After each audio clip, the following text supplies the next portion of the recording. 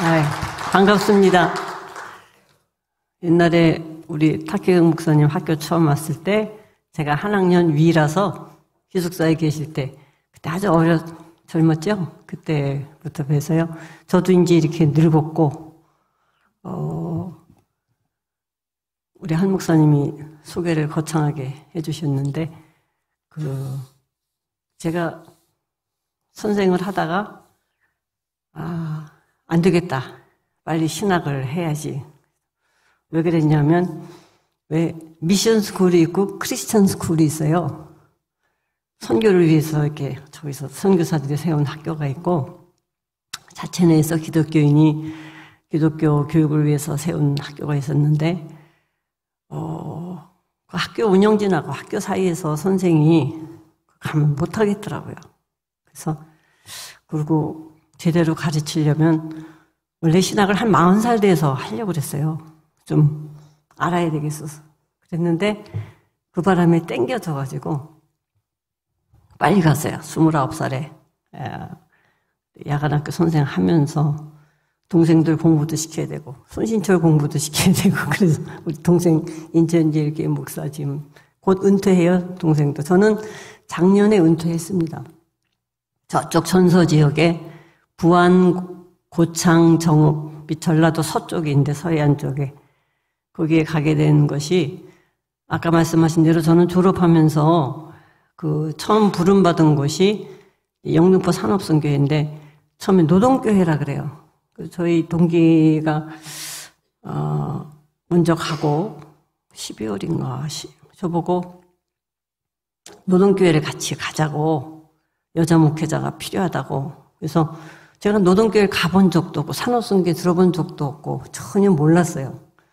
그래서 제가 뭘 할 수 있겠냐 가서 그랬더니 오면 교육을 시켜주고 훈련 다 시켜준대요. 그래서 교육 시켜준다면 자신 있죠. 교육받는 데는 자신이 있으니까. 그래서 이력서 들고 세문안교회 앞에 만나가지고 이근봉 목사님 따라서 영등포 산선을 갔대요. 저는 노동교회가 다 쓰러져가는 교회라고 생각을 했어요. 저희 옛날에 학교에서 공부할 때 서정훈 목회학 교수님께서 이제 졸업하고 이 사역 자리가 나오면 가장 낮은 곳으로, 제일 어려운 곳으로, 누구도 안 가는 곳으로, 그런 곳으로 가라고 가르치셨어요. 저는 굉장히 순진한 편이에요. 그래서 노동교회면 가장 낮은 곳이 노동자, 그러면 이 땅에서 제일 가난하고 힘들고 노동교회를 가야 되겠다. 그래가지고 아무것도 모르는 주제에 이력서 들고 갔어요. 갔더니 그때 여기 일신병원 이사장 하는 임명진 목사님, 총무님이셨고 도끼 눈으라고 이 공장 남자들이 입는 곤색 잠바 있었어요. 잠바, 점퍼.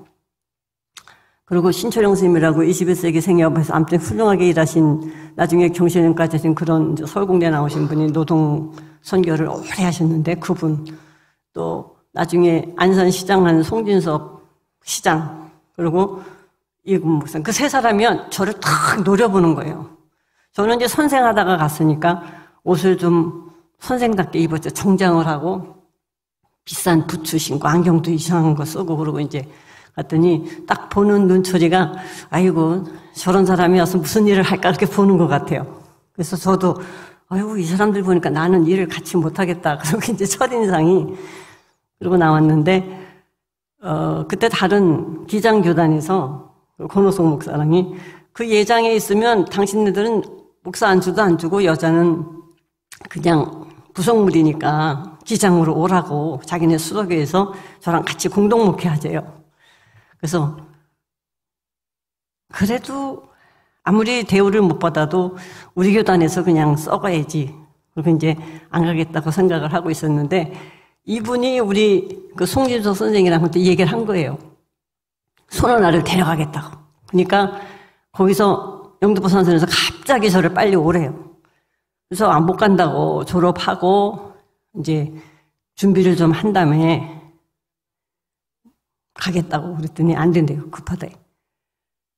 그래서 졸업하기 전에 1월 달부터 가서 일을 했습니다. 거기 가서 처음 배운 것이 그때 거기에 이제 그 전해 가을 추석 때 노조 만들다가 원풍모방 회사에서 공장 그 여직원들을 다 내쫓았어요. 그리고 거기 간부 9명이 재판을 받고 있는 중이더라고요. 그래서 그분들부터 만난 거예요. 그러니까 성문박교에서 예배를 드리는데, 노동교회가 나중에 성문박으로 이름을 바꿨는데요. 예배를 드리는데 노동자들이 기도를 그렇게 하는 거예요. 대일학 출신 서울로 가는 길 쓴 송여순이 기도하는데, 하나님, 당신은 살아 계십니까? 죽으셨습니까?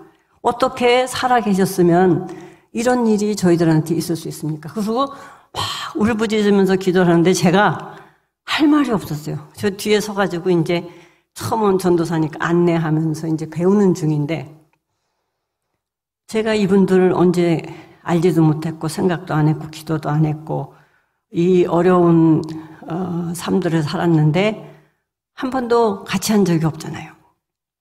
그래서 너무 미안하고 죄스러워가지고 그때는 한 6개월 정도는 제가 아마 참회의 시간을 가졌던 것 같아요.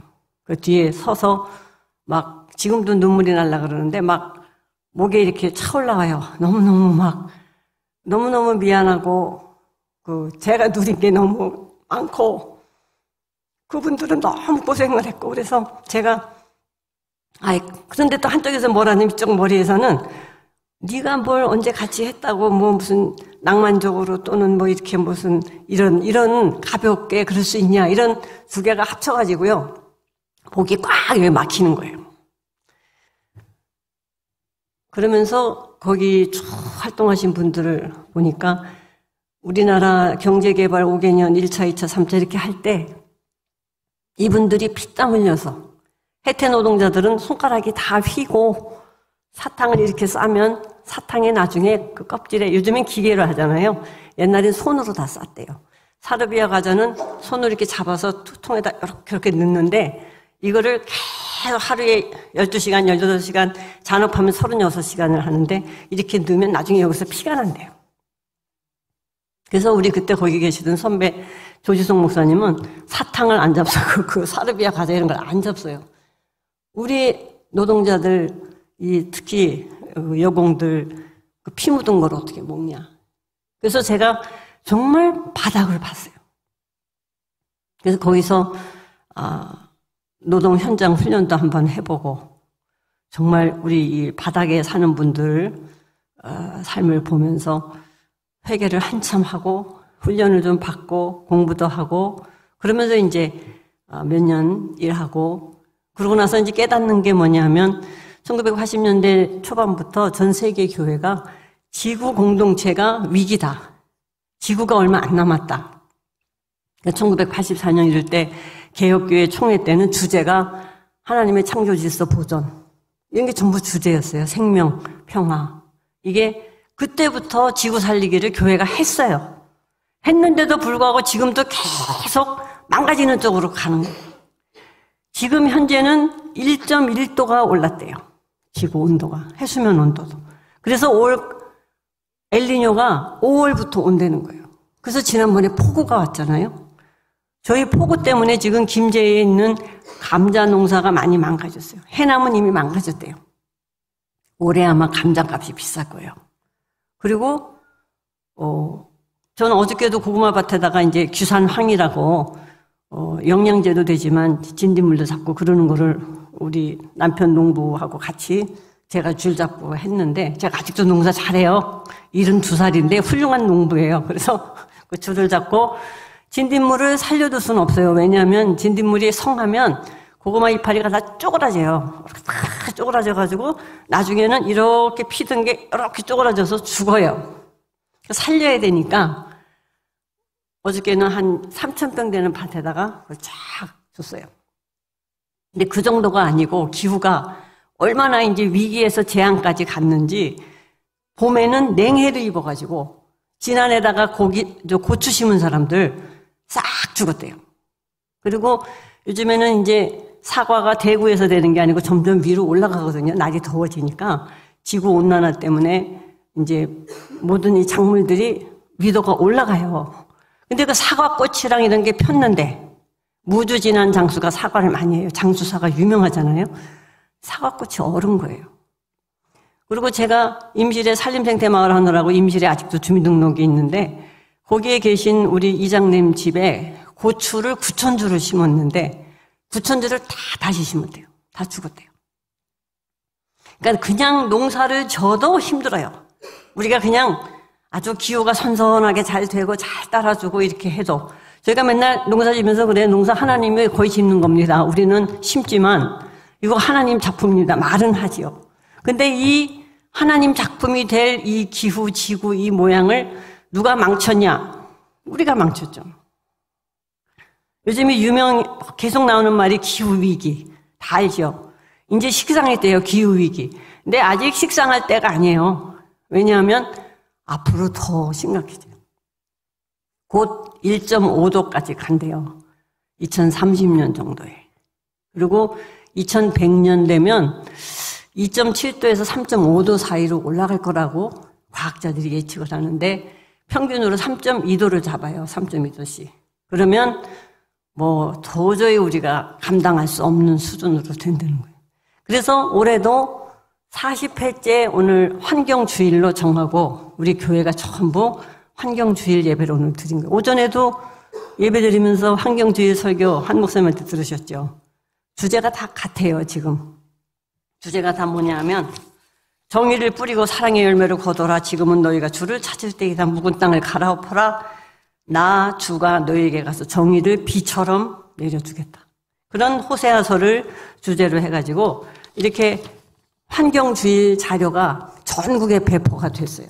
어디서 했냐면 한국 기독교 교회 협의회하고 기독교 환경연구소 이런 데들이 같이 환경주일 자료집을 만들어서 그 안에 모든 지금 꼭 필요한 데이터, 통계 이런 걸 다 해가지고 누구든지 볼 수 있게 올려놨어요. 그래서 이번에 주제가 뭐냐면 생태 정의를 일구는 교회. 생태 정의로 가요, 지금은.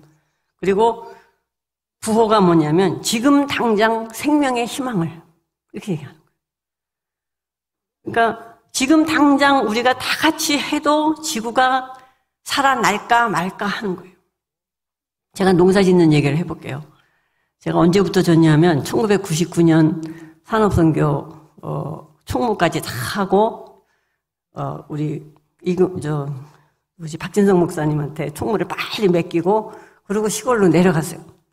무주로 갔어요. 무주가 제일 깨끗하더라고요. 그 당시에는 청정지역을 가자. 거기서부터 어떻게 살려보자. 그리고 제가 기독교민이라고 바닥 여성들을 일으키는 활동하는데 이제 처음부터 지금까지 하고 있는데 그분들하고 같이 한 얘기가 이 지구를 살리는 방법은 공동체적으로 살아야 된다. 텔레비전도 한 집에 하나씩 다 가질 필요가 없고 마을에 하나 있고 그때 타가가 없을 때예요. 근데 공동 육아를 하자. 여성 6명이 월화수목금토 당번을 하면 나머지 5명은 다 일을 볼 수가 있어요. 타가가 없을 때 그렇게 했고 나중에 저희가 타가 운동을 여기저기서 다 해가지고 결국은 국회에서 이제 영유아보육법 시행령까지 해서 지금 전국에 어린이집이 이제 다 있어서 우리 여성들이 아이를 맡길 수 있고 아이들도 보호를 받을 수 있고 문제가 없는 건 아니지만 그렇게 하고 있죠.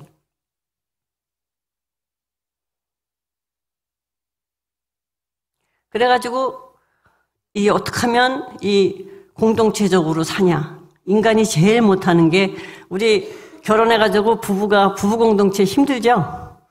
부부 공동체 쉽지 않더라고요. 저 혼자 살다가 나중에 늦게 시골에 내려와서 하나님이 어떻게 남편을 허락해 주셔가지고 저는 결혼은 저한테 없는 걸로 하나님이 소명을 안 주신 걸로 알고 있었는데 48에 시골에 와서 시골 농촌 남자랑 결혼을 했어요. 너무 힘들더라고요. 둘이 사는 게. 제가 웬만하면 사람들 다 잘 봐주고 뭐 널널한 편인데 남편은 힘들더라고요. 제 마음대로 안 돼. 저보다 8살이나 아래예요. 그러니까 더 힘들어요. 차라리 위면 제가 막 어떻게 좀 막 끌고 뭐 투정도 부리고 그럴 텐데 저보다 8살이나 아래니까 제가 옛날에 가르쳤던 애들 나이예요. 그러니 제가 뭐라 그러면 꼰대라 그런다며 저보고. 근데 이거 하루에도 한 100번은 어떻게 하면 이걸 물리지. 이거를 원상태로 안 만났던 때로 바꿨으면 좋겠는데 몇 번 얘기해서 이거 물리자. 나 이게 잘못한 것 같아. 당신하고 이게 같이 결혼하는 게 아닌데 나 좀 물려야 되겠다. 그랬어요. 그랬더니 안 된대요. 올 때는 네 맘대로 왔지만 갈 때는 네 맘대로 안 된다 이거예요. 그래서 한 1000번도 더 어떻게 하면 헤어져 볼까 생각을 한참 했어요. 나중에 우리 언니까지 너 헤어져도 되는데 우리 집에 이혼한 사람 있어도 되니까 괜찮아. 이혼해도 되니까 그럴 정도로 한참 고민을 했는데 그러면서 제가 느끼는 게 뭐냐면 얼마나 힘든가. 남녀 둘이 만나서 부부 공동체가 이렇게 힘들면 나머지 남남이 여러 가족이 모여서 공동체를 한다? 굉장히 힘든 거예요. 남자들끼리도 서로 주도권 질라 그러고 여자들이 뭐 조금만 뭐가 있으면은 그것 때문에 시샘을 하고 아이들이 싸웠다 그러면 이게 가정 싸움으로 가는 거예요. 그래서 여기저기 다른 교단이랑 공동체 하려고 굉장히 노력한 목사님들이 많이 계신데 세상에서 제일 힘든 게 공동체예요. 그러니까 우리 성경에 나오는 초대교회 공동체는요, 정말 모든 사람이 성령의 감동을 받아서 은혜 속에 있었으니까, 그리고 말씀을 계속 나누고 충만해서 그게 가능했죠. 지금 여러분 공동체 하라 그러면요, 아마 며칠 안 가서 다 싸우고 깨지고 헤어져가지고 안 볼 거예요. 이렇게 안 봐요. 시골에서도 마찬가지예요. 농사같이 짓는데 할머니들이 머리 뜯고 싸워요. 이해가 안 가죠. 평생을 몇십 년을 같이 자랐는데도 같이 일하고 그렇게 같이 지냈는데도 머리끄댕이 잡고 싸우는 거 보고 제가 정말 가슴이 아프더라고요. 그럼에도 불구하고 우리는 하다못해 같이 살지는 못해도 유기적인 공동체라도 하자. 여기에 저기에 이렇게 해서 그 공동체를 왜 하냐. 탄소를 줄이려고. 탄소 배출을. 예를 들면 모든 물자를 이 자본주의에서는요, 머릿수를 중요시해가지고 자꾸 아이를 낳으라 그러는데 사실은 인구가 더 늘으면 안 된다 그래요. 이런 얘기를 하는 학자들이 있어요. 한반도의 남한의 적당한 인구는 2천만 이내래요. 지금 우리 5천만 넘잖아요. 그러니까 살기가 어렵잖아요. 물자가 모자라요. 그리고 뿜어내는 게 소화하는 것보다 훨씬 많아요. 탄소 중립을 하자고 하는 거는 탄소를 배출 안 할 수는 없잖아요. 우리가 살면서 배출하는 거를 어떻게 흡수하고 그거를 없애서 제로를 만들어야 되는 거예요. 제로로. 근데 이게 너무나 힘든 거예요. 전 세계가 하자 그러는데 우리는 2050년, 대한민국은 2050년을 탄소 중립의 해로 세워놓고 지금 막 시나리오를 짜서 가고 있는데 지금 줄이기는커녕 우리 방 늘어나고 있고요. 독일 같은 데는 일찍이 시작을 했으니까 그 사람들은 완전 전부 다 없앴어요. 제로로 했어요. 아주 뛰어난 나라들이에요. 근데 중국이나 인도는 말 안 들어요. 왜냐하면 인구가 많죠. 그 두 나라 합치면 전 세계 인구 반이잖아요. 먹고 살아야 돼요. 그리고 막 개발하고 있기 때문에 계속 원전을 짓게 되는 거예요. 사실 우리도 멈춰야 돼요. 우리도 할 만큼 했거든요. 망칠 만큼 망쳤어요. 대한민국이 얼마나 탄소를 많이 배출을 했는지 이루 다 말할 수가 없어요. 근데 이거 하자면은 말 안 들어요. 당장 올해 이제 더워지면 우리가 에어컨을 어떻게 할 거냐. 그것도 고민해야 돼요. 에어컨을 틀 거냐, 말 거냐. 더위를 참을 거냐. 응? 추위는 많이 참겠어요. 근데 더위는 어렵더라고요. 근데 에어컨이 에너지를 엄청 쓰거든요. 뭐 그 뒤에 뭐 한전이 어쩌고 저쩌고 뭐 에너지 저쪽 뒤에 비리 같은 건 다 접어요. 다 접어두고 우리 여기 계신 분들만 해도 부산이 덥지요. 여름에 에어컨을 어떻게 할 거냐. 우리 농사지면서 탄소 배출을 어떻게 줄일 거냐. 저희는 가능하면 손으로 해요. 제초도 다 손제초해요. 농사를 제가 25년 차 농부거든요. 이제 농사로 하면 제가요, 이제 슈퍼 박사쯤 돼요. 모르는 게 없어요. 다 해요. 그런데 뭘 못하냐 하면 풀을 없애는 거. 우린 풀도 사랑하거든요. 풀도 너무 예뻐요. 봄에 풀 나는 거 보세요. 얼마나 파릇파릇하고 싱싱하게 나오는데 너무 예뻐요. 근데 얘를 안 매주면 고구마를 종자를 박아놓고 고구마 순을 길러야 잘라서 갖다가 봄밭에 심어서 고구마를 기르거든요. 근데 풀이 더 많이 나요. 순 몇 개 나는데 풀은 한 수십 개, 수백 개 나죠. 풀이 정말 예뻐요. 근데 할 수 없이 우리 둘이 안 되니까 할머니들 오시라 그래요. 마을 할머니들이 반장이 74세고 젊어서 우리 왕언니는 85세. 제가 3년 전에 은퇴시킨 할머니는 92세에 은퇴를 했어요. 그런 노인들이 일을 하셔요. 가서 풀을 다 손으로 매요. 그래서 매면서 미안하니까 얘들아 너네도 어떻게 한평생 살려고 태어났는데 참 미안하다. 근데 너네가 있으면 우리 고구마 순이 죽으니까 미안하지만 좀 저쪽으로 갈래? 그래서 뽑아가지고요. 이렇게 보면 다른 풀 위에다 갖다 던지기도 하고 햇볕에다 놓으면 사실은 말라 죽어요. 비 올 때 매면 뭐 도로 다 살아나요. 풀농사 하면 쉬워요. 풀 참 잘 돼요. 그러니까 사람들이 뭘 쓰냐 하면 저희는 이제 풀약 줄 것 같으면 제초제 줄 것 같으면 우리 농사 포기 안 해요. 근데 다른 사람들은 이 풀을 손으로 맬 수가 없기 때문에 그 인건비를 들일 수도 없고 그 노력을 들일 수 없기 때문에 제초제를 그냥 미리 줘요. 밭을 만들 때 제초제를 먼저 쫙 줘요. 풀 죽이는 거 안 나는 거 2가지 약을 쫙 줘요. 살충제까지 해서 3가지를 섞어서 크게 하는 사람들 기계로 쫙 뿌려요. 그러고 나서 어떻게 하냐면 순을 다 길러가지고 순도 막 약 주면서 길러죠. 우리 같이 기른 사람은 우리 보고 또라이라 그래요. 풀 맨다고. 제정신이 아니라 그래요. 근데 그 사람들은 그냥 적당히 길러가지고 잘 길르죠. 그래서 갔다가 봄밭에 심는데 따라다니면서 제초제를 준대요. 우리 할머니들이 거기 가서 일하고 와가지고는 머리가 아파서 일을 못 하겠대요. 이게 심고 있는데 와서 제초제를 뿌린대요. 이제 태국 남자애들이 많이 하는데 주인들은 그거 안 줘요. 그네들이 질통치고 제초제를 줘버려요. 그 심고 나면 보름쯤 있으면은 풀이 심어서 이렇게 놓으면은 여기 포기 사이에 어저께도 제가 풀을 보니까 여기에 20개, 30개 붙었더라고요. 요만한 게. 그래서 그렇게 해서 주물르기도 하고 큰 거는 뽑기도 하고 더 내버려두면 이 뿌리가요. 요만한 풀도 뿌리가 이만해요. 그 풀이 이만하면 뿌리는 더 커요. 그럼 얘네들이 어디 가냐면 고구마 줄기에 가서 감아요. 그럼 풀을 뽑으면 고구마가 통째로 뽑혀요. 그러니까 그렇게 되기 전에 뽑아줘야 되는 거예요.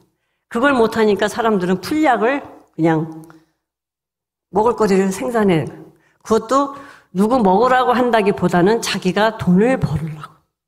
그러니까 우리의 문제가 뭐냐면 처음에 농사를 시작할 때 특히 하나님께서 우리에게 이런 거를 경작하고 그리고 잘 지구를 지키고 살아라. 그럴 때는 이런 거 안 했어요. 근데 가인이 아벨을 죽이고 가서 도시가 세워지고 그러니까 체제가 생기잖아요. 권력 체제가 생기고 통치자가 있고 그러니까 착취하는 게 생기는 거예요. 농사 짓는 사람들과 착취를 하는 거예요. 그러니까 그 다음에 어떻게 되냐면 많이 생산해야 돼요. 그래서 먹고 살아야 돼요. 그리고 우리 농민들 핑계는 자기 애들 줘야 된다 그래요. 아들 줘야 되니까. 근데 사실은 본인 욕심이 제일 먼저예요. 농사가 농심이 요즘에는 돈심으로 바뀌었어요. 이 일반 사회뿐만 아니고 농촌까지 그래요. 그 돈심을 막을 길이 없어요. 우리 성경에도 만몬 나오잖아요. 옛날부터 지금까지 못 이기는 게 그거예요. 이렇게 망가진 이유가 인간의 탐욕인 거죠. 욕심. 이거를 벗어나는 거를 우리는 해야 돼요. 다른 사람들은 모르겠어요. 그런데 적어도 여기 앉아 계신 분들, 우리 훌륭한 이 구포교회 교인들, 제가 보니까 구포교회는 뭐 녹색교회 되고도 남겠더라고요. 녹색교회가 실천해야 될 여러 가지 환경 지킴 이런 일들을 제가 이렇게 들어보니까 굉장히 많이 하고 계신데 아직도 녹색교회 연합에 안 들어오셨더라고요. 제가 거기 고문이거든요. 공동대표 하던 이제 고문으로 뒤로 나갔는데 녹색교회를 하셔야 되는 게 우리 기독교는 하나님의 창조 질서를 보존하고 그리고 이 창조 세계를 우리 후손들에게 물려줘야 될 거 아니에요. 이렇게 망가뜨린 책임이 우리한테 있는 거예요. 우리한테. 할 말이 없어요. 그보다 더 문제인 건 뭐냐면 GMO 식품이에요. GMO 아시죠? 유전자 변형시킨 거예요. 그래서 엊그저께도 옥수수를 심어야 되는데 이 옥수수 씨가 이게 GMO인지 아닌지 알 수가 있어야죠. GMO 구분하기도 어려워요. 그리고 저희가 친환경을 하면은 항상 인증 실사 이게 서류를 만들어요. 그러면 이 감자 종자가 GMO가 아님을 증명하라 그래요. 고구마의 경우는 우리가 유기농으로 해서 그 알을 넣어서 거기서 키웠기 때문에 확실한 유기농인데 감자의 경우는 씨를 강원도에서 받아오기도 하고 우리 김제시 내에서 배양해가지고 주기도 하는데 그럼 우리가 받아서 유기농으로 길러요. 근데 양이 적어요. 그거를 심으려면 일대 종자, 가능하면 종자가 굉장히 중요해요. 그걸 갖고 와야 되는데 이것이 GMO가 아니라는 증명을 인증 심사하는 농관원이든지 뭐 성농이라든지 이런 데다가 제출을 해야 돼요. 그래야 저희가 무농약 감자 또는 유기농, 유기전환기 뭐 이렇게 나오는 거예요. 근데 GMO가 왜 위험하냐 하면 아시죠? 그 GMO 옥수수를 갖다 심으면요. 그게 필요한 제초제가 따라와요. 세트로 나와요. 근데 그 제초제에 글리포세이드라는 성분이 있어요. 그 성분이 우리 인체의 7가지 중요한 기관을 망가뜨려요. 그 중에서 우리나라에 지금 피해를 보는 걸 가지고 오로지 돌세네라는 학자가 책을 썼어요. 대한민국 GM으로 통곡하다. 이런 책을 썼어요. 이거 한번 두들겨 보세요. 인터넷에다가 오로지 돌세네 치면 나와요. 한국이 GMO 식품을 먹은 지 이제 한 거의 30년이 돼가요. 옛날에 이 GMO 때문에 문제가 된다 그래서 파리의 캉대학의 셀라리니 교수팀이 흰쥐 2,000마리를 가지고 2년간 실험을 했어요. 그 결과도 찍으면 나와요. 그래서 얘네들한테 2년 동안에 그 GMO 사료를 먹였어요. 근데 애들이 어떻게 되냐면요. 흰쥐가요. 종양이 볼록볼록 나오고 불임이 돼요. 불임. 그 난임이 돼요. 불임, 난임, 돌연변이, 종양 등등등 해서 장이 삐뚤어진다. 장이 삐뚤어져. 흰쥐는 요만하잖아요. 요만하니까 얘는 2년에 그렇게 됐어요. 근데 우리 인간은 이거에 여러 배 되죠. 그러니까 사람은 20년이라고 그래요. 그 셀라니 교수팀이 발표한 것이 인간은 20년 후면 나타날 것이다. 근데 우리나라에 지금 나타났어요. 젊은 아이들이 아이를 못 가져요. 안 낳으려고 하는 경우도 많지만 못 가지는 경우가 너무나 많은 거예요. 굉장히 심각해요. 그리고 난임. 아마 병원에 계신 분들 아실 거예요. 굉장히 위험해요. 그래서 이거 먹으면 안 돼요. 근데 이게 어디에 들어가냐? 여러분이 잡수고 있는 육류에 거의 다 들어가요. GMO 사료를 쓰지 않는 농장이 거의 없고, 제가 아는 이제 한살림 생활협동조합이 비교적 잘 하는데, 아이국도 잘하고 그러는데, 한살림은 우리 김제의 오인근 의원이라는 사람한테, 난 GMO 사료를 먹이는 한우 농장을 위탁을 해요. 이 사람은 GMO 사료가 아닌 것만 먹여요. 그래서 그 집 소는 한살림이 몽땅 다 가져가요. 그래서 한살림이 그걸 잡으면 자기네 조합원들한테 난 GMO 사료를 먹인 한우를 잡았다. 신청할 사람 해라. 이렇게 하는 거죠. 아주 극히 적은 부분이죠. 근데 이게 단순히 그 소뿐 아니라 돼지, 염소도 먹이겠지만 닭. 그래서 이거는 심각한 얘기예요. 우리끼리 꼭 알아야 돼요. 우리는 알고 다른 사람들한테 가르쳐줘야 돼요. GMO 먹으면 안 돼요. 두유 같은 거 거의 대부분 GMO 콩이에요. 두유를 이렇게 딱 보면 거기에 대두, 미국, 캐나다, 호주 이렇게 써 있죠. 이게 GMO 콩이에요. 안 돼요. 최소 국산 콩 잡숴야 돼요. 유기농 콩은 바라지도 않아요. 유기농 콩 있지도 않고 거의 없고 국산 콩만 잡숴도 돼요. 두부도 그래요. 두부도 예를 들면 풀무원 같은 데서는 유기농 두부, 무농약 두부, 유기농 콩나물 나와요. 무농약 콩나물. 그거 잡수세요. 그리고 생협 같은 데에 회원을 하시면 다 하시죠? 부산에도 한살림 있죠? 있어요? 상 목사님 한살림 조합원이세요? 아니에요? 아니에요? 부산은 꽤 이게 높잖아요, 수준이. 우리 좀 죄송한데 제 동창들 만나니까 이미 옛날에 다 유기농 먹고 있어요. 좀 있는 집 사람들. 괘씸하더라고요. 가난한 사람들은 그 따질 새가 없어요. 왜냐하면 그것도 먹고 살기 바쁘니까. 근데 이제는 우리가 웬만큼들 먹고 살고 이렇게 구별할 수 있으니까. 그리고 그게 왜 중요하냐면요. 여러분들이 난 GMO 사료 먹인 걸 내놔라. 요거는 GMO가 몇 %냐. 옛날 같으면요. 독일은 어떤 제품을 가지고 이 제품은 57%가 GMO 재료입니다. 라고 써요. 우리도 하기로 되어 있는데 거의 안 하고 써도 안 보이고 볼 줄 몰라요. 안 봐요. 근데 이거 왜 중요하냐면 아까 얘기한 대로 7가지 우리 몸을 괴롭히는 데다가 그 오로지 로세네가 얘기한 우리나라가 세계 자살률 1위가 된 이유를 그걸로 보는 거예요. 우울증. GMO 식품이 우울증을 유발한다는 거예요. 그래서 이거를 이제 말하자면 의학적으로 증명을 해야 돼요. 얼마큼 됐는지 저 잘 모르겠는데 그게 좀 위험하죠. 또 한 가지 지금 더 위험한 건 이제 후쿠시마인데 이거는 뭐 여러분들이 잘 아니까 더 얘기 안 해도 될 것 같고 더 한 가지만 얘기를 하면 며칠 전에 그 자료가 올라왔는데 보니까 일본의 그 전문 학자가 일본을 버리고 미국으로 갔더라고요. 근데 그 사람을 우연히 조현이라는 한겨레 기자가 만났나 봐요.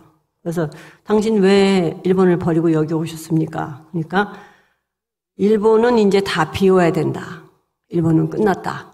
왜냐하면 그 영토의 80%가 오염됐대요. 그리고 20%는 고농도로 오염됐다고.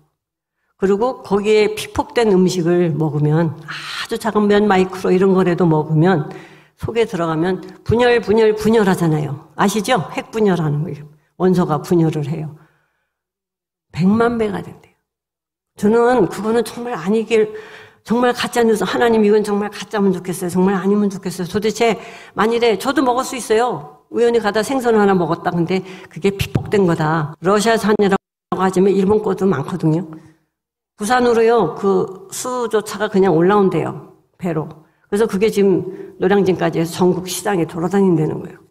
난 그것도 가짜뉴스이길 바라요. 정말 사실이 아니었으면 좋겠어요. 근데 제일 걱정이 몸에 들어가서 100만 배 된다는 거예요. 그럼 어떡하라고요? 거기다 우리는 여기 계신 분들 거의 다 이제 아이 다 낳고 아이 낳을 일 별로 없는. 근데 청년들 앞으로 결혼해서 아이 낳고 뭐 그럴 분들은 어떡하냐고요. 심각해지는 거예요. 그래서 이 환경주의 40회째 하면서도 우리가 아직도 이렇게 세우지 못하고 바로 못 가는 것 때문에 고민인 거예요. 집에요 저희 먹을 게 없어가지고 맨날 고민해요. 뭘 먹지? 그래서 우리 여기 마침 우리 구포교회 통해서 그 윤 목사님네 그 유정란 팔아달라 그래서 샀지만 굉장히 계란이 좋더라고요. 그래서 그 계란 먹어요. 단백질을 그래도 먹어야 되니까. 하루에 2알은 먹으려니까 그거를 이제 이렇게 포장받아가지고 택배 받아가지고 먹어요. 먹을 게 없어가지고 무슨 홈플러스 같은 데 마트 가면은 친환경에 유기농 콩나물, 두부 조금 있어요. 친환경. 그런 거 가서 사오고 쌀은 우리 후배가 담양에서 유기농으로 쌀을 재배해요. 팔아도 줄 겸 쌀 갖다가 받아서 먹어요. 그러고는 먹을 게 없는 거예요. 나가서 할 수 없이 뭐 외식하고 사람들하고 회식하면 고기 먹잖아요. 고기 먹으면서 이거 GMO 사려 먹었을 텐데 그러면서 먹으니까 영양분이 되겠어요?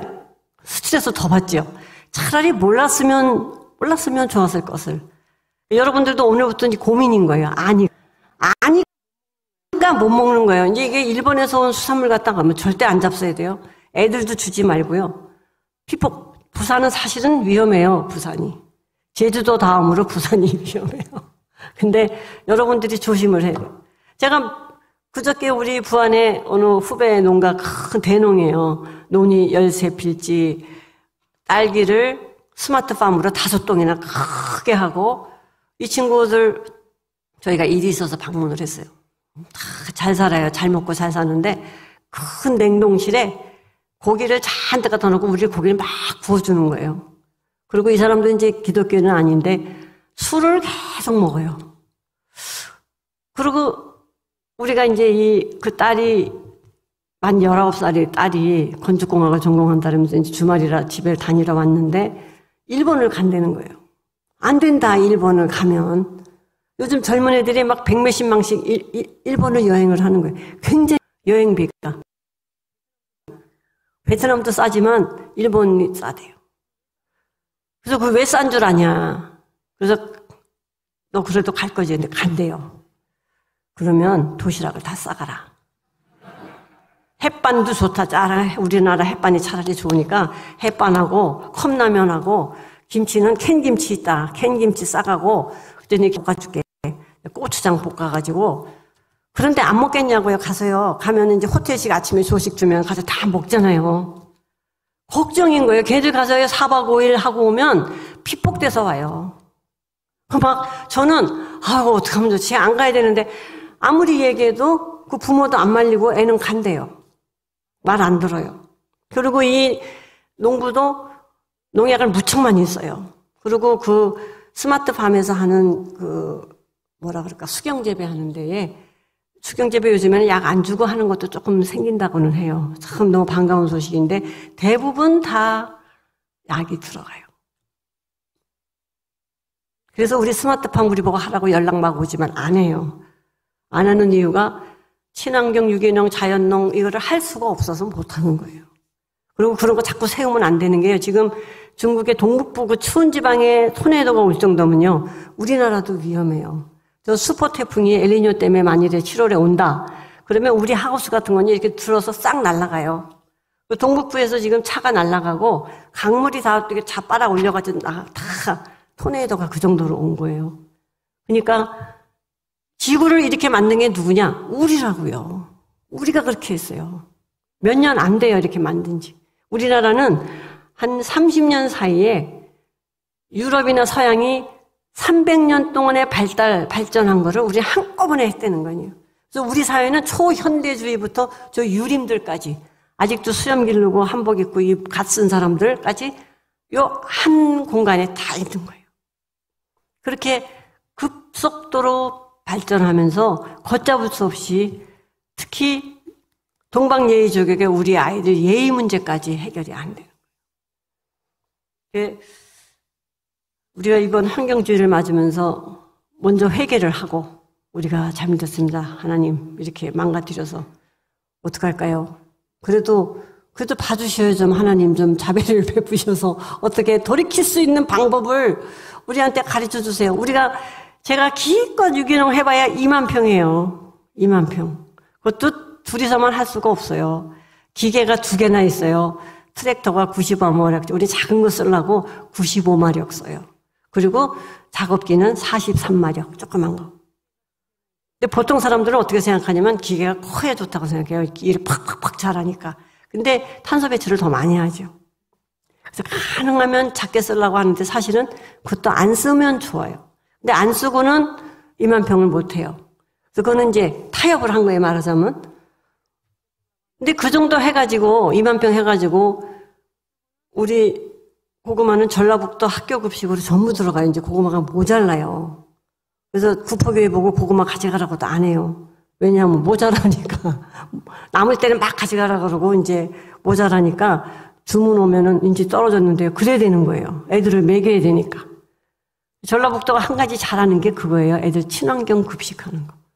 그래서 친환경이 있으면 먼저 친환경을 공급을 해요. 없으면 그다음에 이제 유기농 없으면 무농약 없으면 그다음에 조금 저농약 수준의 것들을 찾아서 애들을 먹이는 거예요. 너무 고마워요. 그렇게 해주는 게. 근데 그렇게 하는데도 유기농 고구마를 힘들고 돈이 안 된다고 사람들이 안 해요. 우리 농민들이 안 해요. 돈이 안 되면 안 해요. 저희가 이렇게 해서 유기농 하십시다. 그리고 아까 그런 거 시골에 농촌에 계몽을 한다 그랬죠. 계몽 안 돼요. 제가 하자 그러면 뭐라 그러냐면 다 팔아줄래요? 풀은 누가 맬 거예요? 그게 돌아오는 질문이에요. 못 한다는 거예요. 힘들어서 못 한다. 그리고 너나 잘해라. 아까 그 일본 간다는 딸 가진 아버지도 그냥 나만 잘 살고 갈란다 그래요. 만철씨. 난 그 사람이 그런 사람인지 모르고 실망해가지고 오면서 우리 둘이 너무 실망해가지고 저희는 그래도 우리랑 말이 통할 줄 알았는데 안 통하는 거예요. 그러면서 뭐랬냐면 자기는 정말 열심히 일한대요. 열심히 일해요. 넌 열쇠 필지 해려봐야 얼마나 힘들어요. 그리고 딸기를 5동이나 큰 스마트팜을 5동이나 해요. 그 외에 이것저것 하는데 제가 고구마 숨기려는 그 종자가 좋은 게 있어서 농촌지능청을 통해서 어떻게 구해가지고 공급해 주느라고 갔거든요. 당신 이거 해가지고 이쪽 지역에 펼쳐라. 그걸 갖다 주러 갔는데 이분들이 반응이 뭐냐면 난 정말 열심히 산다. 열심히 일한다. 근데 친환경 못 하겠다는 거예요. 그래서 가슴이 꽉 막혀가지고 너무너무 속상하고 거기다가 뭐라고 얘기하겠어요. 못한다는데. 그래가지고 그 논에다가 농약 그냥 막 팍팍 쪄요. 그리고 쌀도 요즘에 많이 나와요. 왜 많이 나오냐? 비료를 몽땅몽땅 주거든요. 쌀 맛이 없다는 거예요. 우리 그 임정석 목사 영국에서 공부하다 왔는데 아무리 여기서 쌀을 찾아도 맛있는 쌀이 없대요. 거기서 먹은 뭐 로즈레나 그 쌀이 맛있는데 여기 오니까 한국 쌀이 맛이 없대요. 그래서 제가 무슨 소리냐, 신동진도 있고 뭣도 있고 뭐 맛있는 게 있다고 얘기를 하는데 우리 그 친구들이 맛없다 그러더라고요. 그게 뭐냐면 우리가 돈, 생산량 이것만 추구해가지고 가는 게 지금 제가 농사 얘기만 했지만 이것이 다른 분야 전역에 다 통하는 얘기예요. 모든 분야에.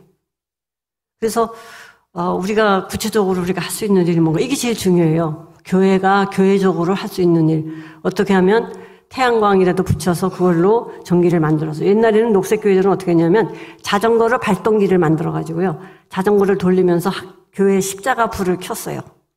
조금이라도 하려고. 그 교회 담을 터놓고 거기다가 꽃도 심지만 아무튼 나무나 이런 거 심으면 탄소 중립에 도움이 되잖아요. 거기다가 이제 채소도 심어요. 지나가면서 사람들 따먹으라고 방울토마토도 심고 이런 것도 심고 따먹으라 그러고. 그리고 교회에서 할 수 있는 최소한의 탄소 중립을 향한 일들을 교회적으로 논의하셔서 하고 또 우리 교인들은 다니면서 다 아마 그 말씀 하셨어요. 녹색 예언자. 녹색 예언자를 다 하는 거예요. 녹색 선교를 하는 거예요. 선교는 저기 미얀마하고 캄보디아만 하는 게 아니고 여러분들이 녹색 선교사가 되는 거예요. 하나님이 제일 기뻐하실 거예요. 이야, 드디어 너가 녹색 선교사가 됐구나. 너무 좋아하실 거예요. 그래서 하다못해 집에다가 아파트 사는 분들은 그 저 베란다에 요만한 조그만 그 사과 박스도 뭐 해서 상토나 흙을 좀 놓고 거기다가 고추 3개, 가지 2개, 오이 하나, 상치 심어서 집에서 잡수세요. 굉장히 중요해요. 그 도시 텃밭이라 그래요. 도시 텃밭. 남자들이 도와줘야 돼요. 여자가 흙을 무거워서 다 못 갖고 오면은 우리 남성분들이 힘이 하나님이 남자는 여자의 3배 줬대요. 힘을 3배 써야 돼요. 그래서 갖다가 좀 이렇게 하면 길러가지고 좋은 거 먹고 애들도 먹이고 남으면 좀 나눠서 먹고 또 없으면 서로 교환해요. 물물교환. 이 집은 방울토마토, 이 집은 가지. 그러면 가지하고 방울토마토 바꿔가면서 먹고. 그러면 뭐 그게 공동체예요. 생태 공동체. 공동체적으로 사는 거예요. 여러분도 충분히 가능할 것 같아요. 하시는 거 와서 하시는 거 보니까 제가 너무 부러워요. 구포교회는. 좋은 거 같이 나눠서 서로 권해서 먹게 하고 교회 전체가 다 제가 보니까 녹색교회 중에서도 굉장히 앞설 그럴 만한 수준의 이제 훌륭한 실천을 하고 계시더라고요. 그래서 그 아마 녹색교회 그 만들고 그런 사람들이 오겠대요. 이진영 목사랑 유미호 씨랑 구포교회 와서 뭐 안내도 하겠다고 막 그래요. 그러면 이런 좀 규모 있는 이런 교회들이 녹색교회가 작은 교회가 많아요. 근데 올해 녹색교회 14개가 들어왔는데 과천교회도 들어왔더라고요. 과천교회 좀 크잖아요. 과천도 들어오고 이렇게 우리 교단도 몇 개 들어왔는데 이제 꽤 많아졌어요. 근데 여기에서 얘기하는 게 우리 교회들이 전부 녹색교회가 돼야 되겠다. 그래서 교회가 녹색교회 되고 우리 교인들이 녹색 예언자가 되고 예언자가 어려우면 선교사는 할 수 있잖아요. 녹색 선교사. 이런 거 하면서 제가 한 얘기를 나가서 다 하는 거예요. 가는 데마다. 안 믿는 사람들이 듣든 말든 다 하는 거예요. 알면서 안전하면 그것도 죄라고 생각해요. 저는. 아는데 어떻게 얘기를 안 해요. 해야죠. 그래서 제가 여기 온 게 뭐 어디가 잘나고 나서 하는 게 아니라 제가 25년을 생태농을 했다는 거죠. 그래서 저희 집은 생명살림터 영농조합이고요. 제가 산에서 하는 거는 산림생태 영농조합을 해요.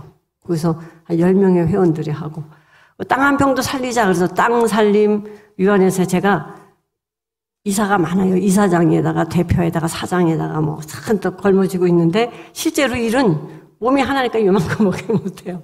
그리고 농사도 이렇게 많이 하려고 안 했어요. 근데 나가서 다른 거 할 일이 없어요. 안 붙여줘요. 이미 갈 대로 갔어요. 다 달려가는 길을 가서 막을 수가 없는 거예요. 가면 부딪혀요. 그러니까 농사를 많이 하게 됐어요. 그래서 진짜 지금 제가 손도 이렇게 관절이 다 오고 뭐 무릎, 뭐 허리 다 나가가지고 이제 뭐 종합병원이 됐는데 그래도 기뻐요. 왜냐하면 그래도 이만큼이라도 생명 살리기. 제가 생명 목회하는 농부 목사라고 제가 소개를 하거든요. 농부예요.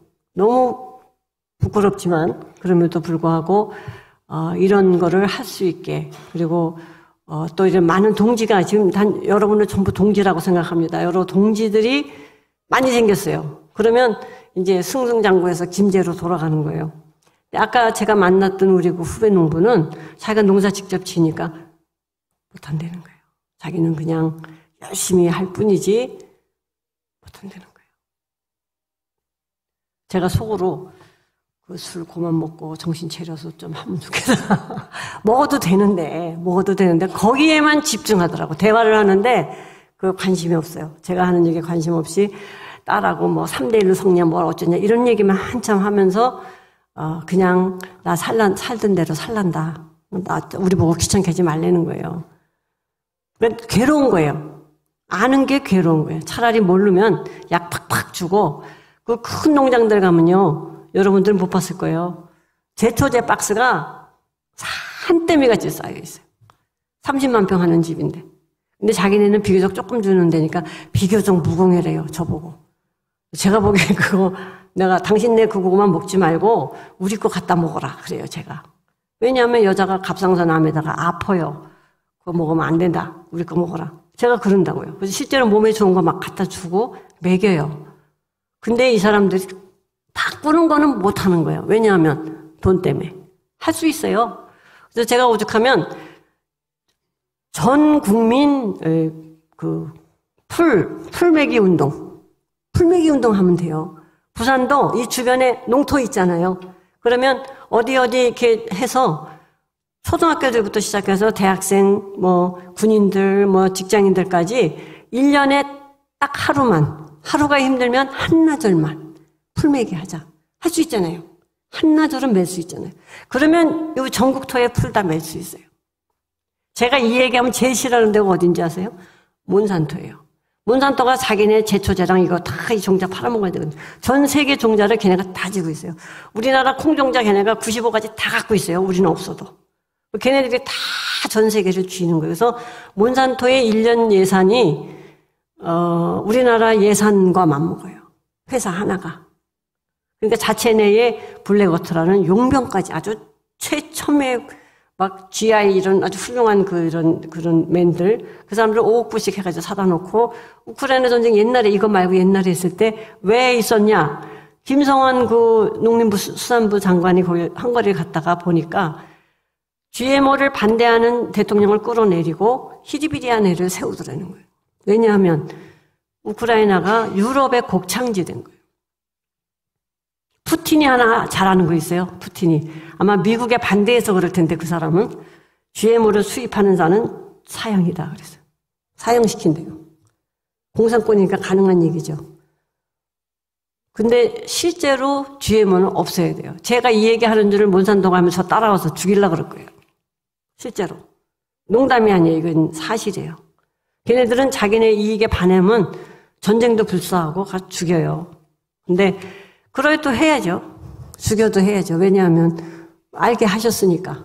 이거는 예언자적으로 선지자적으로 해야 되는 거예요. 그만큼 나쁘다는 거예요. 제 얘기는. GMO가. 왜냐하면 하나님의 창조 질서를 교란하고 있어요.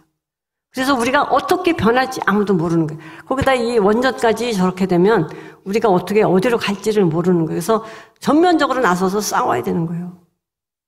그래서 제가 이제 은퇴했으니까 전선에서 은퇴했잖아요. 이제 돌아다니면서 좀 싸워야 될 것 같아요. 뒤에서 기도를 많이 해주셔야 돼요. 힘내서 아프지 말고 용감하게 싸워라.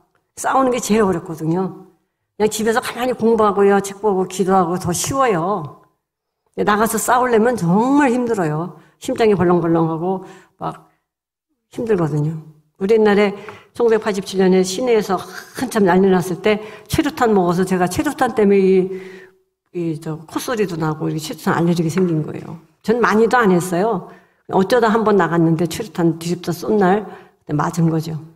근데 굉장히 힘들다고 같이 다니는 애들이요 막 트라우마가 생겨가지고 막 발발발발 떨고 그래요. 저는 그런 건 없었지만 그거 보면서 정말 얘네들이 힘들게 하는구나.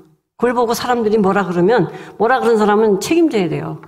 자기들은 힘든 거 안 하고 하는 애들 보고 뭐라 그러거든요. 근데 우리가 마음을 모아서 기도하면서 정말 하나님의 법을 따르면서 하나님의 말씀을 순종한다면 이 하나님의 창조 질서를 보존하고 이 생명을 바르게 생명이 있어야 평화가 있는 거고요. 가야 되는 거예요. 많은 좋은 이 자료랑 이런 말씀 우리 아침에 설교 때 충분히 들으셨을 것 같아서 제가 이 자료를 많이 갖고 왔는데 복잡한 무슨 퍼센테이지가 어쩌고 이런 거 안 하려고요. 제가 농사 짓는 게 더 재밌죠. 농사 정말 재밌어요. 농사는 해보신 분들 알 거예요. 고구마 순이 이렇게 올라올 때의 그 기쁜 거는 말도 못해요. 풀도 같이 이렇게 하는데 예뻐요. 그래서 제가 글도 쓸 때 풀 명상도 풀 명상. 풀 뽑으면서 명상 기도를 해요. 너무 그 하나님의 생명의 신비가 너무나 신비롭고 정말 이렇게 벅차요. 그래서 막 그 농사가 재밌다 그러면 사람들이 잘 안 믿으려고 그래요. 웃어요. 근데 농사처럼 재밌는 일이 없어요. 즐겁고. 근데 이것을 즐겁고 재밌고 보람있고 정말 할 만한 일인데 못하게 하는 게 우리 사회인 거예요. 농민 알기를 아주 우습게 알고요. 완전 바닥 취급을 해요. 농민들이 공부 못한 사람 많아요. 글도 몰라가지고 그 영수증 뭐 고지서 나오면 저한테 갖고 와가지고 제가 읽어주고 대신 갔다가 농협 가서 내주고 이런 일들을 하는데 이분들이 그 열심히 일하는 거 그거까지는 또 제가 이제 많이 봐드려요. 근데 이분들도 우리 집에 와서 유기농을 배우고 생태농을 배우고 다 좋은 줄 알아요. 우리 집에 오면 좋대요. 머리 안 아프고 아주 기분 좋게 일을 해요. 또 저희가 대접도 잘 하잖아요. 근데 집에 가서는 자기 토방에까지 제초제를 뿌려요.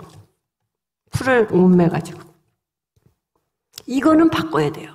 이거는 우리가 교육으로 바꿔야 되고 특히 우리나라가 그래도 기독교가 꽤 자리를 많이 잡고 교회가 튼튼한 데인데 요즘에 많이 약해졌지만 그럼에도 불구하고 아직도 기독교의 영향이 교회의 영향이 엄청 세요. 우리가 할 수 있어요. 그리고 하나님이 할 수 있게 해 주시리라고 저는 믿어요. 그래서 우리 구포교회가 녹색교회로 구포교회 교인들이 녹색 예언자, 선지자, 선교사가 되고 그래서 아주 작은 실천부터 에너지 아끼는 거 우리가 쓰는 에너지, 1차 에너지의 77%가 화석 에너지라고 그러거든요. 화석 에너지를 이제 줄여야 되는 거죠. 줄이고. 어떻게 하면 조금이라도 이거를 돌릴 수 있을까? 그런 거를 연구하면서 아주 작은 실천이 모여지고, 그리고 큰 구조적인 거는 우리 환경단체나 뭐 교회 뭐 그룹들이 가서 힘으로 싸워야 돼요. 힘으로. 근데 그 뒤에 우리 요 녹색 예언자들이 뒷받침을 해 주셔야 되는 거예요. 녹색 교회들이 뒷받침을 하고. 충분히 가능하다고 생각합니다. 그렇죠? 참 아름다워라 참 아름답게 부르신 분들 가능하십니까? 정말 그 아름다운 참 아름다워라 너무너무 은혜로웠는데 참 아름다운 세상을 우리가 만들어야 된다고 생각하는 거예요. 그렇죠? 기도하겠습니다.